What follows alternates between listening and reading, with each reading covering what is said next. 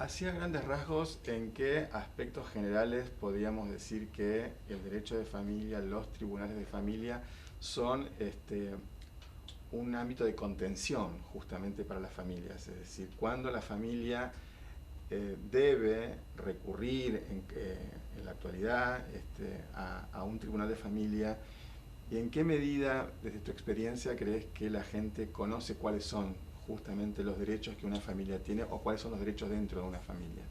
A mí me parece muy importante esta pregunta porque realmente es uno de los temas que yo vengo trabajando hace tiempo. Soy una docente, no solamente de grado, sino de posgrado, y lo que yo advierto es que aún entre los mismos profesionales del derecho hay algún desconocimiento, ¿cierto?, sobre los derechos de familia. Y lo curioso es que los derechos de familia son expresiones, digamos, de normas de lo que uno vive todos los días dentro de su propia familia o de la familia vecina. De modo que me parece que, y hace tiempo que lo advierto esto, que hay una deuda pendiente de la Argentina en materia educativa, sobre todo en la primaria, en la secundaria, en otras disciplinas que no sean estrictamente el mundo del derecho, pero disciplinas afines, para que se enseñen mejor no solamente los derechos del consumidor o los derechos penales o los comerciales, que a veces son los que más conmueven para la docencia, para explicar, sino me parece que hay que reforzar mucho la docencia para el ejercicio de los derechos humanos y de los derechos de familia. Porque, bueno, ya Sófocles decía que el que es un buen miembro de la familia es un buen ciudadano. Entonces me parece que cuando uno tiene una buena educación respecto de los derechos de familia, uno entiende que debe respetar los derechos del otro miembro de la familia, pero también sabe cómo defender o exigir el cumplimiento de los derechos propios. Y eso se replica, si la familia es la célula básica de la sociedad, eso se replica en una convivencia en toda sociedad. Justamente pensaba en esto, ¿no? Es decir, si estamos en el núcleo basamental de una sociedad, me parece que es el espacio necesariamente adecuado para que esto de derechos y obligaciones comience a conocerse en el ámbito y a ponerse en práctica en el ámbito. Es decir, no podemos luego como ciudadanos reclamar determinadas cosas a nivel social si no lo tenemos del todo claro en nuestra base fundacional de nuestra interacción social, ¿no? Sí, si uno no conoce los derechos, no puede exigirlos si se vulneran. Exactamente. O si se los reconoce en menor medida, ¿no? Si está afectado. Y tampoco, si no los conoce, no sabe el límite del respeto del derecho del otro. Entonces eso me parece a mí una deuda pendiente, porque se enseña, pero poco reforzado. Me da la impresión de que habría que profundizar todavía más esto. Y se nos cuestiona a los argentinos en particular que tenemos grandes leyes, pero el pecado que cometemos es no cumplirlas. Y entonces esto también tiene que ver con una falta de cultura cívica ciudadana, del respeto mutuo. Y es muy interesante también en relación al derecho de familia, la sorpresa que uno ve cuando con pequeños escritos, tales como los que realizábamos nosotros hace un tiempo en el diario de la Capital, así pequeños aportes en lenguaje muy sencillo, coloquial, para que la gente entienda. Es muy interesante cuando uno se topa en la calle con gente que ha tenido la oportunidad de leerlo y dice, qué bien, qué cosa, yo no sabía tal cosa, no sabía sobre la adopción, no sabía sobre el divorcio, no sabía sobre el matrimonio, los deberes. Y parece algo increíble, porque en realidad el derecho de familia es el estudio de las relaciones de familia, y uno vive relacionado a la familia. Así claro que desde el punto de vista por ahí, esto que decías de las deudas pendientes de los argentinos, hasta suena contradictorio, porque por muchas de las problemáticas sociales se pone el énfasis justamente en la familia como responsable, por ahí de la no contención adecuada de los hijos, por ahí de no preocuparse demasiado por la salud de la familia o por la educación de la familia. Es decir, cuando vemos delincuencia, por decirte algo, ¿no? Juvenil, urbana, enseguida el primer análisis es, bueno, una familia incontinente. Por un lado, es decir, hay como cierto fundamentalismo en esto de poner la responsabilidad de muchas de las problemáticas sociales en la familia, pero por otra parte hay un enorme desconocimiento de todo lo que es este marco regulatorio, lo que es todo este marco de interacción constante con derechos y obligaciones, que tiene que ver con la educación, básicamente. Sí, efectivamente yo creo que las cuentas pendientes de todos nosotros como sociedad, como miembros de un Estado, el Estado no es un ente abstracto, el Estado lo hacemos todos, todos somos responsables de esto, y de una convivencia ordenada y en paz, armónica. Yo creo que el énfasis hay que ponerlo primero en la educación, pero sobre todo también en la organización de políticas públicas de sostén. Primero para conocer, luego para poder vivir armónicamente en la medida de lo posible, pero después también para tener rápidas soluciones cercanas a la gente, de fácil acceso, para dar soluciones cuando aparecen las primeras crisis. Si no se atienden a tiempo, si no se contienen, si no se apoya después con programas o tratamientos particulares, las cosas se agravan. Y entonces después es mucho más difícil dar soluciones más profundas, más y en algunos casos más severas, ¿no? Entonces, bueno, creo que las políticas de todo tipo, me refiero a alimentarias, educativas, de vivienda, en fin, pero también de espacios apropiados para tratar problemáticas de familia.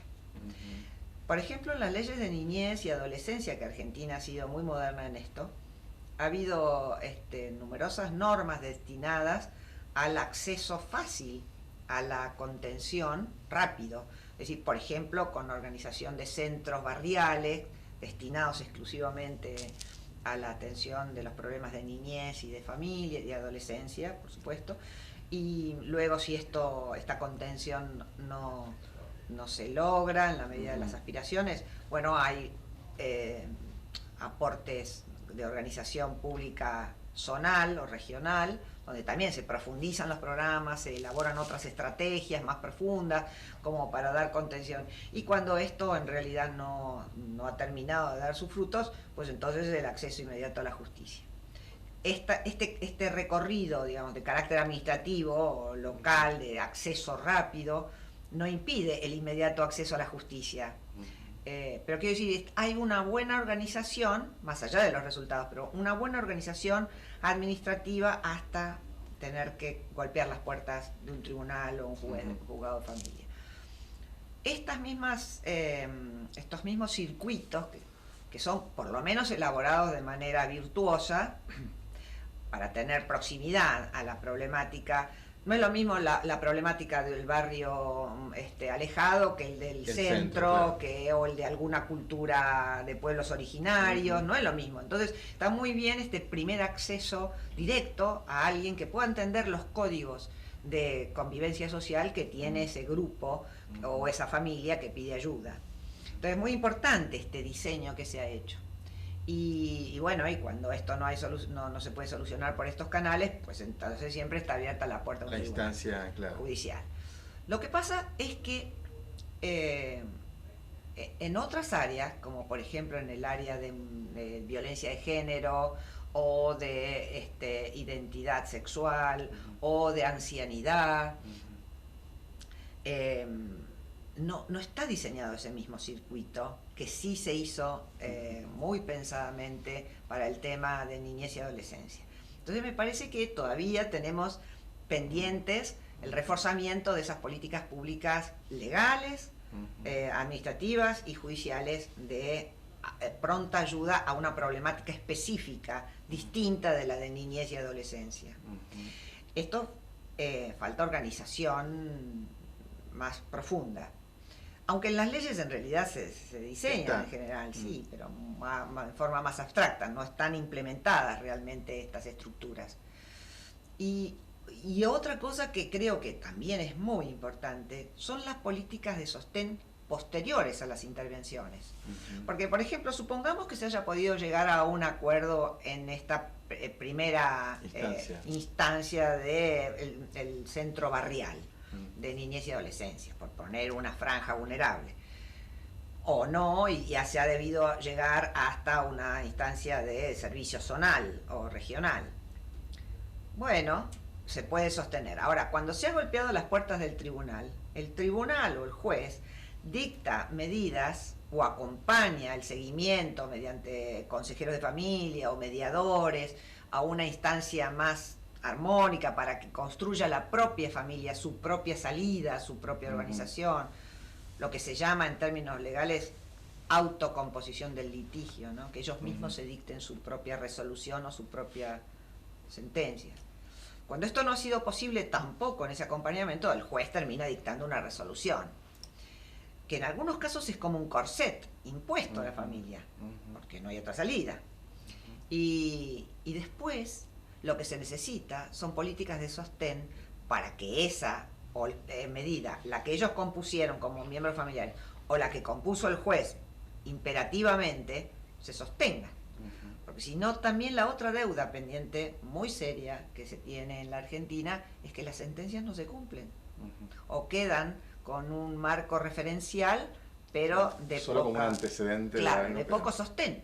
Entonces también debemos trabajar muy intensamente para lograr lo que se da en llamar, y sobre esto vengo trabajando yo hace mucho tiempo y escribiendo y bueno, dando charlas sobre el principio de desjudicialización.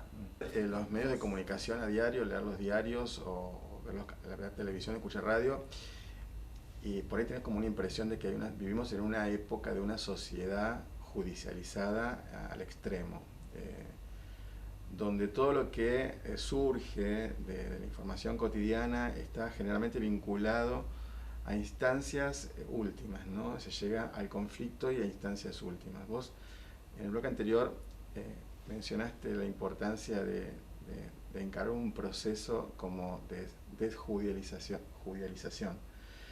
Y pensaba en la instancia del acuerdo, en la instancia de la mediación, que es una instancia que tenemos herramientas legales como para trabajarla. ¿Cómo ves que se está aplicando? ¿Crees que todavía falta? A mí me parece la mediación una herramienta extraordinaria. He sido siempre muy defensora de esa medida, porque la figura del mediador o la mediadora es una herramienta de composición de cuestiones, de conflictos, de enfrentamientos, desde un trabajo de respeto de las posiciones de cada parte y por otra parte de reflexión conjunta, en algunos casos separada, con métodos muy estudiados, muy sanos, y que requiere tiempo en algunos casos, pero que se logran resultados extraordinarios.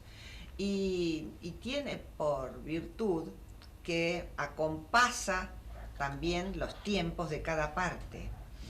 A veces en la justicia los tiempos los marca un código de procedimientos.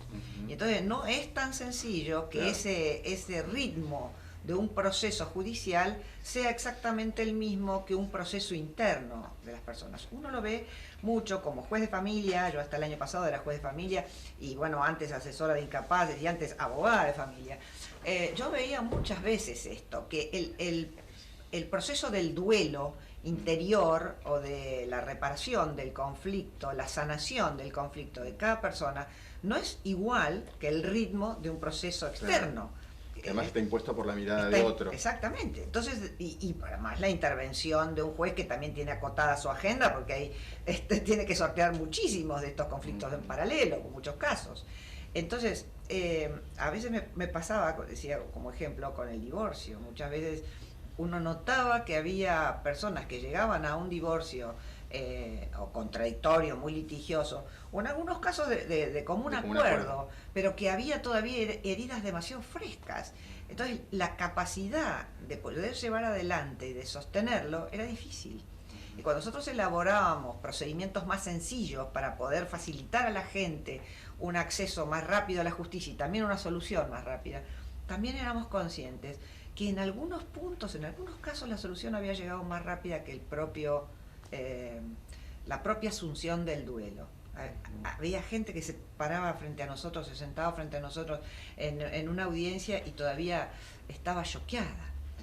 Y esto también pasa cuando se transita la adopción o cuando se transita a veces una curatela de una persona con discapacidad mental, es decir, o al revés, una denuncia de violencia y una necesidad de una medida de exclusión. A veces... porque estamos hablando de situaciones que no tocan cuestiones meramente materiales. Claro. Es decir, tocan cuestiones, llamarle espirituales, psicológicas, afectivas, y la subjetividad en esos casos es mucho mayor. Es muy distinto que vayas a reclamar porque te robaron, no sé, un pasacassette que por una cuestión vinculada a donde hay otro tipo de compromiso y otro tipo también de forma de vincularse, pues te estás vinculando con personas, no con objetos, por lo cual me parece que es completamente distinto. Sí, uno pone en juego, dentro de un fuero de familia, uno pone en juego los más íntimos sentimientos de la gente, y uno tiene que ser consciente, el operador, el juez, el mediador, el consejero, el secretario, hasta el ordenanza, todo el mundo tiene que ser consciente que está jugando con lo más sagrado de las personas, que son sus sentimientos en familia. Es como, yo siempre les ponía a los colaboradores del tribunal, les ponía como ejemplo que era más o menos como sentirse adentro de un hospital. Cuando la gente cae en la guardia o cae malherida, la emergencia, y además el sufrimiento, el intenso dolor, aunque a veces no se quiera demostrar. A veces se hace esfuerzo para no demostrar que uno está quebrado y que llega desesperado. Por eso la importancia, volviendo a la pregunta, la importancia de la mediación es que son personas muy formadas, porque por supuesto hay que hacer mucha capacitación para esto, para tener el título habilitante de mediador, pero la importancia de esta herramienta, además de privatizar en cierta medida el trabajo de abordaje a los conflictos familiares, es que se pueden permitir pequeños lujos de acompasamiento en el crecimiento de la madurez de una salida, ¿no? Al conflicto. Bueno, claro que cuando a veces esto no da resultado, porque las personalidades de las partes a veces no lo permiten, o porque el grado de problemática que se trata requiere otros abordajes más interdisciplinarios y profundos, pues entonces, bueno, claro, está a las puertas de la justicia que también interviene con ese motivo. En realidad es muy interesante la mediación antes del conflicto y después de dictar una medida también. Así que yo soy en eso muy, muy fanática de la mediación. Porque vistes en la utilización de los recursos, que bueno, que obviamente nunca parecen suficientes, vuelvo a esta idea de la sociedad judicializada, ¿no? A medida que la sociedad se judicialice y demás, va a haber menos recursos, porque sí. Y pensás en cosas cotidianas, por ejemplo, la policía te dice que casi el 90% de las llamadas que tienen al 911 no son por delitos comunes, sino por problemas internos, de violencia interna, o problemas entre vecinos, o problemas entre familias. Y vos fíjate cuánto esfuerzo se pone y cuánto dinero se pone en una cuestión que de pronto debería poderse resolver desde otro lugar, es decir, el Estado debería contar con elementos y herramientas como para que a través de la mediación terminar por resolver conflictos que distraen, si se quiere, la atención de la prevención y de la seguridad, porque el policía se tiene que ocupar, y por otra parte no se resuelven generalmente en buenos términos, ¿no? No, nosotros que hemos trabajado tanto en violencia familiar, somos conscientes de esto. La gente tiene un acceso a un centro policial, a una comisaría cerca de su domicilio, aquí en Mar del Plata a la comisaría de la mujer, que da extraordinaria contención a la persona que recurre a la comisaría de la mujer. Para nosotros ha sido como jueces una herramienta vital. Y bueno, y llega inmediatamente la causa a un tribunal que dicta la medida o de restricción de acercamiento o de exclusión del hogar, en el caso o de reintegro de los que han tenido que retirarse ante la emergencia, sobre todo cuando hay niños o mujeres muy violentadas. Entonces, realmente la respuesta es rápida. El tema es cómo lograr que esto no sean salidas de emergencia, digamos, respuestas de emergencia, sino hacer una tarea de prevención muy importante, que es una tarea común en todos los países, no es una problemática exclusiva de la Argentina ni de ninguna clase social. Esta problemática de la violencia atraviesa todas las clases sociales y todos los países, incluso los más evolucionados. Pero después también una política de sostén posterior. Claro. Y esto lo veíamos porque, por ejemplo, uno dicta una medida de restricción de acercamiento y de un apoyo policial con rondines o con custodia particular. Pero a veces no se puede sostener demasiado tiempo esta medida, porque no dan abasto los recursos de seguridad. Claro, imposible, imposible, porque se movió un minuto y a lo mejor el ataque fue ahí y se perdió la vida de alguien o la integridad de alguien. Entonces es imposible a veces contar con tanto recurso como problema particular exista. De modo que entonces tiene que haber otro tipo de política que no consista solamente en la custodia policial. Pero bueno, estos son grandes desafíos que tienen hoy toda la sociedad. ¿No? Es una problemática muy dura, muy difícil, de la que tenemos que ser conscientes todos. Y la ayuda y no tener estas discriminaciones de género, porque hay algunas personas que han tocado a tiempo las puertas y los operadores que han escuchado el relato no han creído o lo han minimizado, ¿no? Y entonces se han perdido vidas. Esto hay que hacer una enorme tarea de concientización sobre eso. Creo que hay un paso interesante que es un principio de visualización del problema. Estos problemas, como decías vos, todo lo que ocurre intramuros, todo lo que ocurre dentro del ámbito privado, durante muchos años, cuando hoy hablamos de los cambios de paradigma, creo que también es un cambio de paradigma importante esto de la visualización de lo que pasa en el ámbito de lo privado cuando entra a tener situación de riesgo la preservación de la vida de la gente, ¿no? Me parece que hay un principio importante de poder mirar esto como algo que convive con nosotros, de lo probablemente tengamos cercanía o posibilidades de conocer situaciones de este tipo y no esconderlo debajo de la alfombra como se hacía antes. Y yo creo que realmente la sociedad tiene que trabajar mucho sobre este paradigma de la solidaridad, ¿no? Porque muchas veces uno, por ejemplo, conviviendo en un edificio ha escuchado muy cerca problemas o siendo vecinos también, ¿no? Y sin embargo, no, mejor no te metas porque si no te llaman como testigo. Esto que uno ve a veces en un accidente callejero cualquiera, que uno se da cuenta que la dificultad de conseguir testigos, cuando se trata de temas de la intimidad, y no, algo habrá hecho, por algo será, cosa de ellos, si me meto después no hay comedio que salga bien. Entonces esa cuestión, digamos, común, normal, que uno conoce que le pasa a la gente y que en algún momento le ha pasado seguramente a uno por no tener conciencia de la importancia de la ayuda solidaria en algún momento, ¿no? De ahí la tarea tan importante de la escuela, en la detección temprana de niños con dificultades, que no siempre son producto de una dificultad propia del niño, sino el reflejo de lo que viene pasando en la intimidad de un hogar. Y bueno, se requiere sensibilidad, y esa sensibilidad se cultiva con mucha educación y con mucha paciencia también, ¿no? Así que volvemos siempre al primer punto, el tema de la educación. De la educación, y fíjate algo que acabas de mencionar, el tema de la importancia que tiene,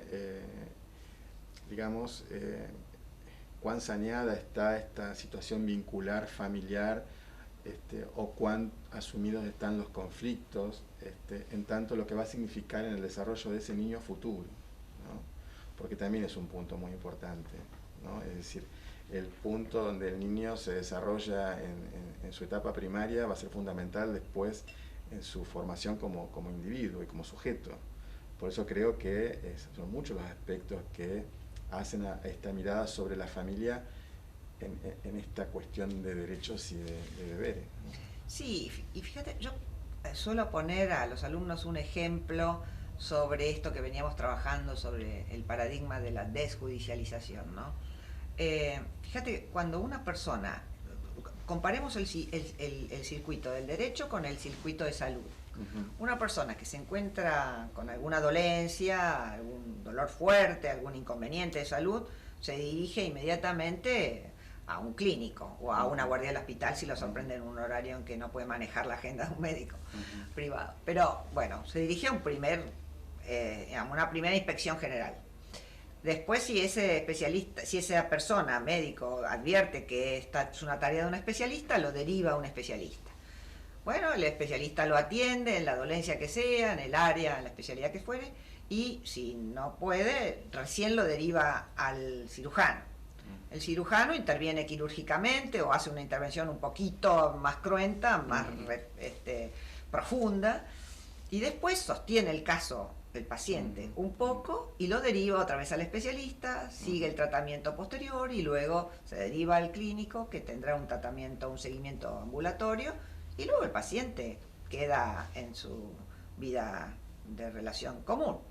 Si esto mismo lo trasladamos al ámbito jurídico, cuando uno tiene algún inconveniente de conflicto de intereses con otros, de derechos, uno recurre habitualmente a un abogado, el que puede acceder a un abogado gratuito o pago, o a un centro comunitario que está especializado también en la atención de temas jurídicos, además de sociales.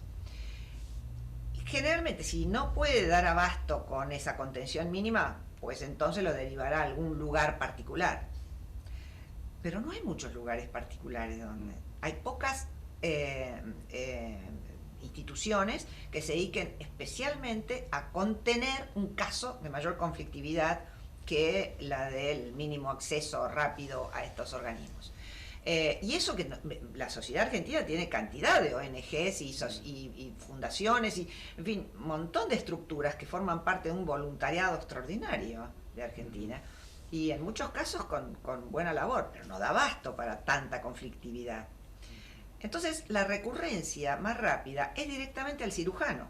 Se golpean las puertas de un tribunal o de un juez directamente para la medida de cirujano, sin haber pasado ni haber tenido contención suficiente o tratamiento suficiente que podría haberse logrado de haber tenido estructuras adecuadas. Y después, cuando el cirujano dicta esa medida, el juez dicta esa medida, bueno, extirpó algo, o cosió... Corto por acá. Bueno, lo deriva al especialista. ¿A cuál especialista? Claro, ¿Dónde está el especialista? Y luego, al médico para que haga, al abogado para que haga el tratamiento ambulatorio. También falta esta cuestión, porque el abogado no queda permanentemente con el caso de contención de un conflicto familiar que ya excede la ley. Entonces, esta es la cuestión que, como para graficar, que falta ajustar en el sistema jurídico social cuando nos estamos refiriendo ya no a un robo de un pasacassette o a la muerte de en un accidente o a un tema comercial. No, cuando es un tema social que además atraviesa todo tipo de problemáticas, de relaciones en una familia y en sus miembros extendidos de una familia, entre los allegados, los novios, las nuevas parejas, hijos de mi otra pareja, en fin, que no son hijos propios y que, bueno, regímenes de contacto distintos, alimentos. Hoy el problema de la ancianidad desvalida también, que también es una carga para los miembros jóvenes de una familia para también la solución. En fin, hay tanta problemática social que atraviesa y psicológica que atraviesa una conflictiva familiar, que la estructura mínima desde lo jurídico puro, aún frente al cirujano, no alcanza.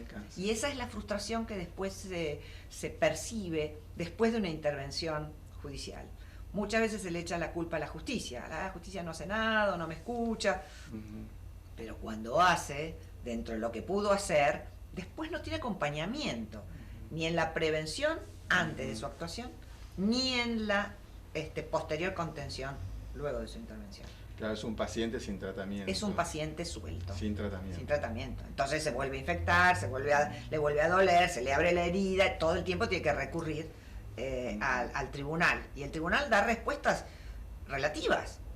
Después en la convivencia, para lograr el sostén de una convivencia armoniosa se necesitan de otras estructuras.